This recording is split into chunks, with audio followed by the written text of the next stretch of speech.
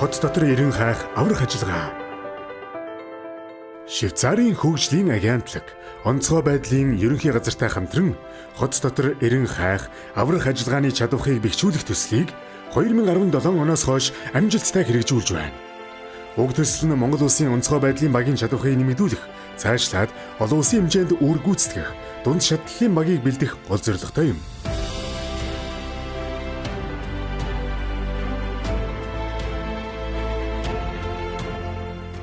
Байгалийн гамшигын үед, ялангуяа газар хөдлөлтийн үед нэрвэгдэхсэд нуран дор хязгаарлагдмал гарах боломжгүй орчинд гацсан байдаг.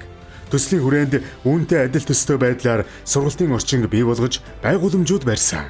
Онцгой байдлын ерөнхий газрын харьяа үндэсний аврах бригад дээр байгуулсан энэхүү сургалтын орчинд давчин орон зайнаас аврах, давхар барилга байгууламжинд аврах ажиллагаа, багаж хэрэгслийн ашиглалт, засвар үйлчлэгээний чиглэлээр дадлаг сургалтыг шат дараатай зохион байгуулж алба хаагчдыг мэрэгшүүлээд байна. Эрх, хайх, аврах ажиллагааны болон удирдлагыг мэрэгшүүлэх чадварчуулах сургалтууд Швейцарын армийн сургагч багш нарын удирдлагад явагддаг юм.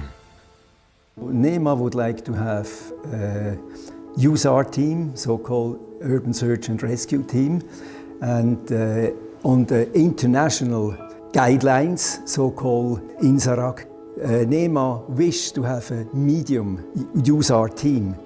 And therefore, SDC, we started first with build up and model a training ground. So means a kind of exercise place where you can build or you can train the trainers.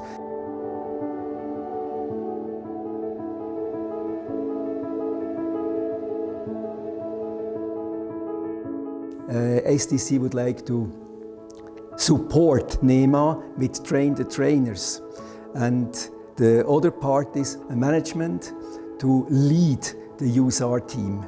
Finally, we supported them also to build up working groups to achieve this goal as a USAR team. За тэр сургагч багш нарын удирдлаганд өгсөн сургалт бол маш үр дүнтэй болдог.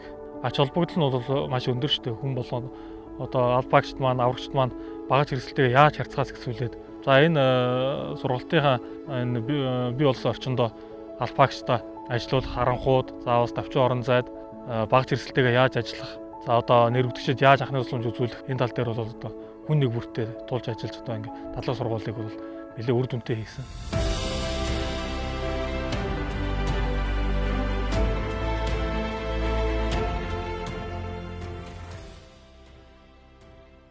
For the specific domain of urban search and rescue, this means planning, it means organizing trainings and also long-term maintenance of the equipment and the training ground and other elements in order to be capable for deployment anytime.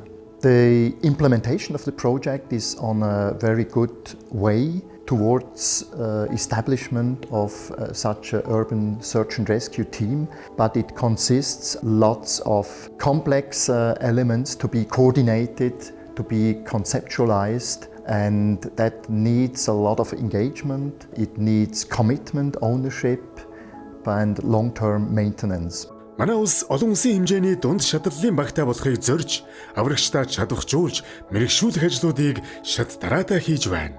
Энэ зорилгыг биелүүлэхэд туслалцаа үзүүлж буй мэдлэг туршлагаа хуваалцаж байгаа Швейцарын сургагч багш нартаа талархлаа илэрхийлье.